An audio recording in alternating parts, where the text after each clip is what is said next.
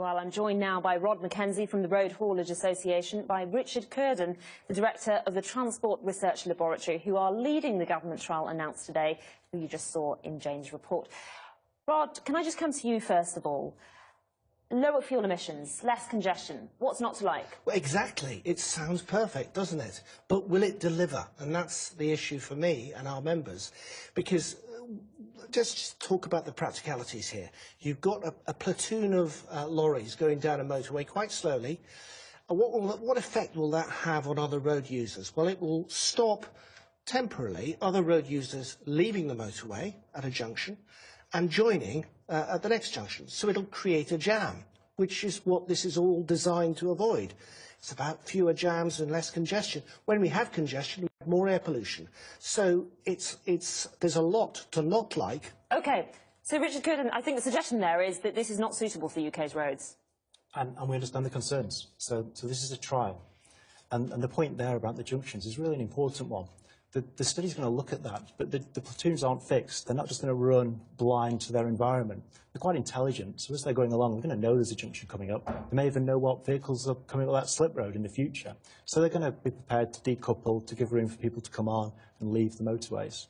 So the whole idea is to be dynamic, if you will, in the flow and to keep it as smooth as possible. So, I mean, Rod Mackenzie, the idea is we've got to be dynamic. Other countries are trialling this out. We don't want to be left behind in technology. We're not Luddites here. We want stuff that works, but it's about safety. The motorways are Britain's safest roads. We want to keep them that way. But there are 16 accidents a day involving a lorry each day in this country. There are accidents, but will this reduce accidents? We don't know. That's why we need a trial. And we're all for the trial, but remember that our motorways are much more congested with many more vehicles on than European motorways and certainly American motorways where this has worked spectacularly well in the past. You're particularly worried about it being hacked into? Worried about the potential for hacking. This is about Wi-Fi, so supposing a malicious hacker could disrupt a convoy, that's, again, a safety worry. And what about terrorism as well, the potential that they may be hijacked? Richard Curden, can you just respond to that? Sure, the cybersecurity and the hacking, really important issues. But these are professional companies. Vehicles that already have communications on board. You could already hack into a vehicle if you really wanted to. However, all the time, just like your PC at home, we're putting the barriers in place to prevent it.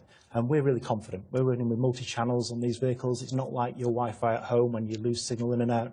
We're going to have a lot of redundancy. If it loses a signal through one route, it's going to have it through another. And if it doesn't, it's back to the driver. Well, you mentioned the word redundancy there, and the concern is, and I'm sure Rod will echo this, is a lot of jobs are going to be lost. Don't you have a responsibility? It's not just about profits, is it? The job loss thing, I think that's a really interesting argument, but we've got drivers in these trucks. The platooning is going to be on the main roads. Hopefully what will happen for the drivers is if it works, and we've got yet to find out through the trials, the drivers are still in the trucks. It'll make their drivers quicker because we've resolved some of the congestion issues. If that's true, they'll get to their point sooner. They're still going to have to drive that end bit and start of the journey and unload and do all their normal jobs. Rod Mackenzie, do you think... Are you worried that a time will come when these drivers aren't needed? No, I don't think so, because lorry driving is about much more than just driving a lorry. There's all the business that you have to do, loading and then unloading the other end, the paperwork, the tachograph work and all the other various bits and bobs that have got to be done by a lorry driver to make the work compliant. But the thing is, automation is coming. In a way, you could be better off reskilling some of your members. Well, we'll have to see. I mean, this is a trial, and that's the purpose of a trial. But I think we're a long way away from saying goodbye to lorry drivers. They are vital to the economy. They keep Britain moving. We should appreciate them more. And Richard Curden, what next? What after this? Well, let's see where we get to. We're going to start slowly. We're going to start on test tracks before we get near the road. But we hope next year, late next year, we'll have these lorries on the road. And technology is going at a real pace. Ford are already announcing a car with no steering wheel and no pedals in 2021. So this technology is coming. What we hope is the UK is going to have the engineers and the scientists ready to really work with what's to come. Well, we'll stand by for that. Richard Curden, Rod Mackenzie, thanks very much.